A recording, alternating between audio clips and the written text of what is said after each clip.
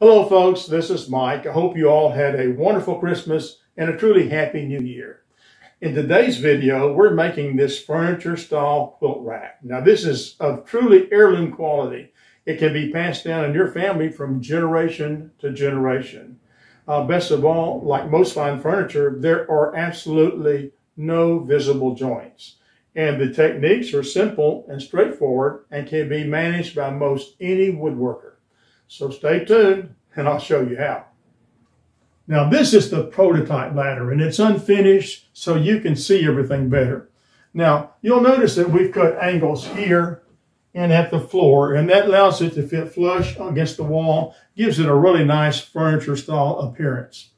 Also we have these vertically placed rungs, and these are 2 3/4 inches wide, and they're extremely strong, extremely strong. Your quilts are going to hang better in this configuration, and you'll be able to get more quilts on the ladder. Now, when we lift it against the wall, or away from the wall rather, you'll notice that you can see there are no visible joints anywhere. That's because we're using mortise and tenon joints. Also, when we stand it up, you notice this angle changes. This is no longer vertical to the floor, but it's at an angle across the board. Complicated by the fact that each board is a mirror image of the other, so the angles are actually different on each board. And you would think that with all these angles and the fact that we're using mortise and tenon joints, this would really be complicated, wouldn't you? But trust me, it's not. I've done most of the thinking for you. I've come up with a procedure using a couple of jigs and no math, just simple measurements to lay this out on the money. As a young woodworker, I was a bit afraid to try mortise and tenon joints. It seemed very complicated to me. But in this video, I'll show you how to make them with a table saw, router table, and we'll simplify this process. One thing that's easy to do is cut your tenons too loose. So I'll show you how to even fix that. So let's go make some sawdust. Now the first thing we have to do is true up and rip our sides to 2 3/4 inches wide. Now these boards will be 84 inches long in my case. Next I cross cut the rungs to 24 3/4 inches long, which includes enough length for 3/8 inch tenons on each end. And you can tweak these dimensions to fit your own situation. To lay out the angles at the top and the bottom of the board, I'm simply going to set one of my sides up against the wall, and then I'm going to set the bottom about 21 inches from the baseboard. Now I'm using just a piece of 1x4 here, and I'm going to draw my angles top and bottom. Now we're back in the shop, and I've adjusted my bevel square here to match this line, and now I'm going to transfer that angle to the bottom of the board. Now you'll notice during the course of this video that sometimes I'm working on pine, sometimes I'm working on cherry, and that's because I've made several of these units and I've filmed them all, so I've mixed some of the footage. Now I'm going to take my bevel gauge and transfer this angle to my miter saw and cut off the bottom of one side. Now what we're going to do is use this one side, cut both angles on it, and then use it as a pattern to draw the angles on the second side.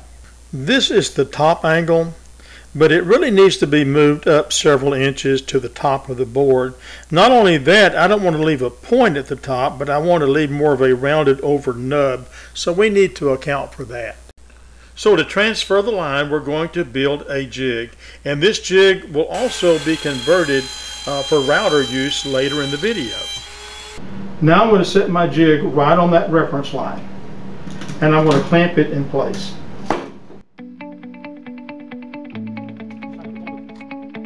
All right. Now the second component of the jig is just a straight edge piece of 1x2 or 1x2 scrap. This is a piece of plywood. It just has to have a good straight edge, and it does. And you want both ends to extend beyond the board a bit for clamping.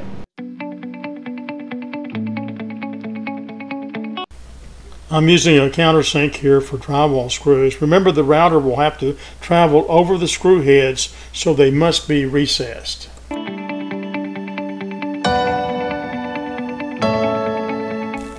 Now that the jig is made, I'm going to come in about a ½ inch from the top edge and make a mark, and because we don't want the top to come to a really short point, as mentioned before. Now we can position the jig at that mark and draw a line, and this will be our top angle. Now something to remember is that you will need a second jig just like this one. That's a mirror image, and that will be to lay out the other side, but more on that later.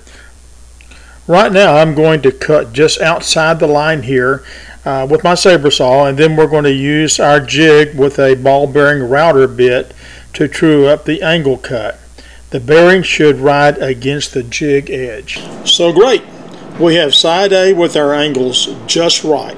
What we need to do now is sandwich our two sides together, flush them up all the way around and clamp them together, and now you can transfer the angles to side B with your pencil. And before you cut the top angle on side B, go ahead and make your second jig, and remember it has to be a mirror image of the one for side A. Now this is what your sides will look like after your mortises are cut. And notice that when the sides are lying flat side by side, the mortises actually go into different directions. But when you stand up the sides, they will mate perfectly. So why do I cut two jigs? Well, let me show you. Let's look at our boards and our jigs right now. Now, front. This is one jig. Notice the angle. Here's the second jig, and notice its angle. As you can see, they go in different directions. And this is the way it has to be. Now there's no way I, for instance, could take this jig, turn it around, and make it work on this board. See? It will always go the wrong way. It is possible to make a single jig with angles on it for both sides. However, extremely complicated. My recommendation, stick with the two jigs. Now that you have your second jig made, you can go ahead and trim off the top angle on side B. I clamped the sides back together again and then sanded my angles. And while the boards are together, you can round over your ends. Now when this is done, you can go ahead and cut your bottom angle. I sandwiched my sides back together with the top end square and flush, and then trim both bottoms at the same time. I cut all the way through side B, and I took about a 1/16 of an inch, I guess, off the already trimmed bottom of side A. And what I ended up with was identical boards with identical angles. So put your boards together like so, flush them up, and clamp them in place, bottom and top. Now measure up from the bottom 18 inches and mark. That'll be the top of your first rung. Then go up the ladder and mark at 13.5 inch intervals. This will define the position of each rung. Using your square, extend your marks across the board with a light pencil line. Okay, we've got our sides machined, we have our angles cut. So now it's time to cut mortises. And to do that, we're going to take the same two jigs we just used for the angles, and we're going to convert those and make them mortise cutting jigs. And to do that, we're going to have to make some test cuts because they have to be an exact mirror image of each other. Otherwise, your rungs will be unlevel in your ladder, and you certainly don't want that. But since these are test cuts, we don't want to do them on our good side, so we'll do those on a test block. Now, I've taken a piece of scrap, and trust me, this is a true piece of scrap. Anyway, I've cut this the same width as my actual ladder side. You'll also notice this arrow, and this indicates the top edge or the top end of the ladder. And this mark here, you'll remember we made marks going down our ladder at 18 inches, then 13.5 inch intervals, indicating where our rungs go. So this is where, say, our top rung goes in practice. And I'm going to plot that line across. Hope you can see that good. Now, also, I'm going to plot some other lines at 13/16 of an inch. And how did I come up with 13/16 of an inch? Well, mostly by trial and error. I would like to say that I really had a great formula to figure this sort of thing out. but I don't. What these lines indicate is the position of each end or the corners of our rung, which this is what we want right here. It should touch at the top and touch this line at the bottom. So can we make that happen? So let me take my jig now, put it on here. So let's see if we can find that line. Now we have this line and this line. You want to line this edge of your board up in the center of that intersection. And there we go. And I've done this before, and you'll notice I've already got a little line there. So we want to keep that. This is a repeatable jig. When we get finished, you'll be able to move this up and down the board and line this point up on each line, and you can set up for your next mortise without a lot of fuss. So there we go, I've got it. Now let me clamp my board down. Okay. Now, in addition to this jig, I've made one more, and this is a very simple jig. This is just a cross section of the ladder side. This is the exact same size as the ladder side. And what I've done is I put these marks. Now this mark here, of course this is a center mark, but the distance between this mark and this mark is slightly longer than the tenon because the mortise needs to be a little bit longer than the tenon to allow for fitting and wood movement. Now you'll notice I put some marks here on the side. The tenon is going to be 1/4 inches wide. Well, this slot is cut 1/4 inch into the board. And that's going to help us position the mortise exactly. Now if I put these here and I let it touch the top, and you'll notice it's right there at that bottom mark. So this is aligned perfectly. Now why do we have to cut the notch? Now I've drawn a circle here in an oval shape on the board, and this represents our mortise. And I've got my jig in position, and you can see this is the way our router bit's going to travel. Okay? Okay, if I've got a notch cut in my board that represents the wall of the tenon, I put this on here, and you can see that's going to be centered in this board, which is what we want. In other words, that router bit is going to cut a matching slot for our tenon. What I want to do is turn this around, and I'll show you how we're going to mark our jig. So now I'm going to take my jig, and I'm going to set it on my jig here. Now what I'm going to do is line this corner up on this line, just like we did before. Now I can make my marks here and here. And of course that's the length of the tenon. It will now become the length of our mortise, which is what we want. And now we can transfer these marks to the front edge of the jig, and then we can square them up with a combo square. Now you'll see me plotting the center line in these examples, but don't worry with that. As it turned out, I didn't need it and it wasn't necessary, so you don't have to do it. So now we're going to lay out our jig. Now when we're finished with this jig, it's going to look something like this. I'm going to have a bar and back that will limit the travel in. We'll need a guide piece on each side to stop the side-to-side extent that the router can travel. First we'll set the position for our back guard. Make sure that the rounded part of the router bit, not the flute, is snug against the front of the jig. And now put it on one end. You can draw an arc around the base, move it to the other end, and draw a second arc around the base there. Next, take your straight edge and put it across the outside edges or top of the arcs and draw a line. And you need to plot this accurately or your mortise will come out a bit askew. Next, let's set the side-to-side travel of the router.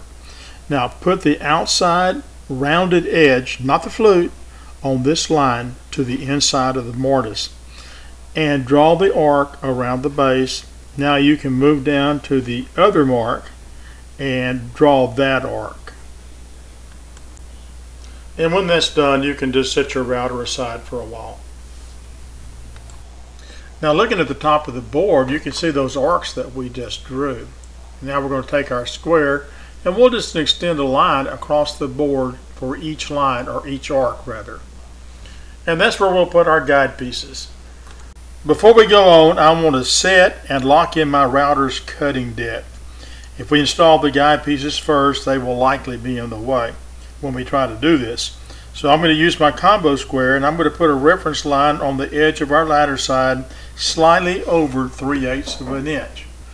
Remember that our tenons are going to be 3/8 of an inch deep, so this will give us a little bit of wiggle room.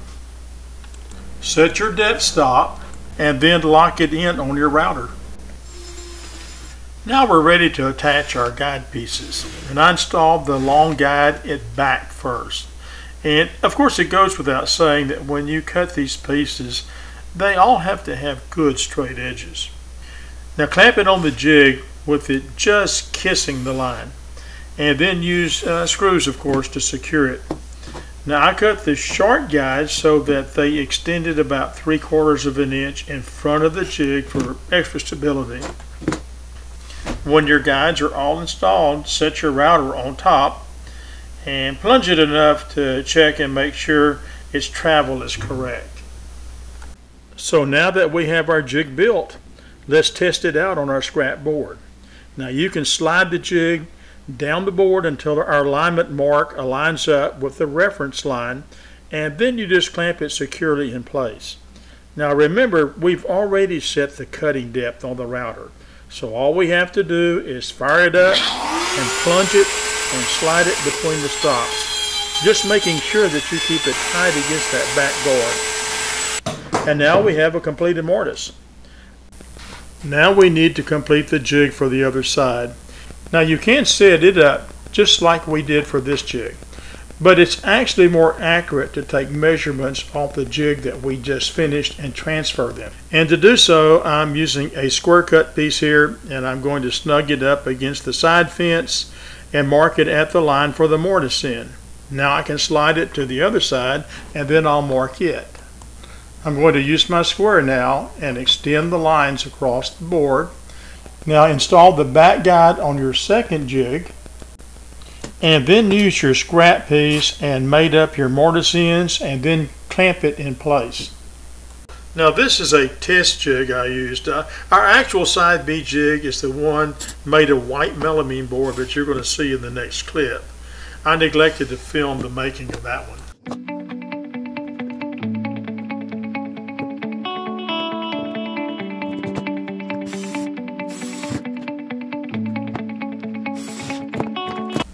So now we can move on and do a test cut. And what we're going to do is we're going to line it up on the same reference line. Of course, this will be on the other side of the board.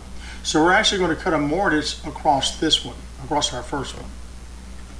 Now we can align it, clamp it up, and now we can cut our mortise. If both jigs are perfect, you can use a square and plot across the top of the slots, and they should match. But as you can see, mine really doesn't. So close, but no cigar. So we can adjust the guide on one jig or the other to bring it into alignment, and that's what I'm doing here. If one of your slots is lower than the other one, your ladder will not stand right on the wall. It'll lean to one side or the other. You can fix this further down the road probably, but it's just easier to take a little time and do it right here. And after a couple of tries, I think I've got it just about right. It's been a lot of layout and a lot of setup, I know, but we're now ready to cut our mortises for real. Now we'll line up our jig on those cross lines that we plotted earlier in the video, if you remember. And make sure you get the right jig on the right board and clamp it in place. Now I put a piece of blue tape on my sides to indicate the proper angle and the proper surface, just in case. So if you need to, you can prop the sides up against the wall and lay them out that way, and just make sure you're getting the mortises in the right place. Now since this is a repeatable jig, after we cut this mortise, we'll just disconnect the clamps and move down to the next line and cut the next mortise, and so on and so forth down the board. And then we can move to side B.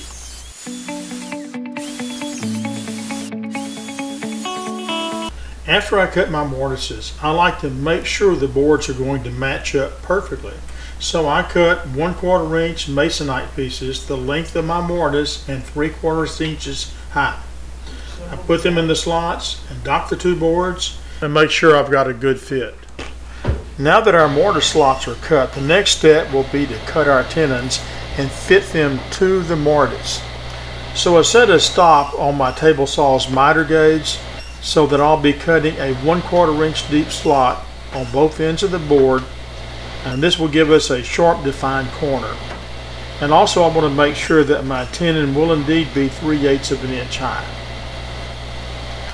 Next I set up my router table to cut off the tenon. So I want to set my bit's height just short of 1/4 of an inch. So next I'll make a pass all the way around the board and then test fit our tenon to the mortise. Now it's usually going to be too thick at first, so I can micro adjust my router to take slightly more off, and then I'll keep making these shallow cuts until I have a perfect fit. And you shouldn't have to force it into the slot, but it needs to be a bit snug, but certainly not loose. And since you can't put a square peg in a round hole, I use my chisel to trim off the corners of the tenons so that they will fit into the round ends of the mortise. And just the corners, don't trim off the very ends of the tenons. Next we can do a dry assembly and make sure our ladder comes together properly and that the assembly is straight, it doesn't have a twist in the ladder or anything like that, and we can check all of our joints and make sure they're right. It's really a great feeling when you do one of these dry assemblies and everything is just right. Now since the tenons are only slightly shorter than the mortises, they should be pretty level when we assemble them. If you do end up with a loose tenon or two, they're actually fairly easy to fix by putting a wooden filler piece on the front and back side of the mortise, like so. Glue them in place and be sure to clamp them snugly. And cut off the excess, making sure not to shorten your tenons. I set a stop here. And then machine them off again to the correct thickness. And it was quick and easy for me to do that since I left the router table set up at the correct bit height until all of my fitting was done. And before I disassemble it for gluing, I did one more test against my wall. I've set my router table up with a 1/8 inch piloted roundover bit, and I'm going to ease all of the edges. Now this will look nicer, it's better for the quilts, and if my grandkids fall against the ladder, they won't hurt themselves as bad. Next we sand with 60, then 80, then 100 grit, dampen the wood to raise the grain, and then sand at 120 grit when dry. And if you wish, you can go 150, 220 grit, but remember, the smoother and slicker you get the finish, the less stain it will set. It may seem unorthodox, but I think it's easier to get good results by pre-finishing my projects before I assemble and glue up. So I wrap all of the tenons and I cover all of my mortise holes with blue tape. And I trim it so that the end of the ladder rung will cover all of the taped area.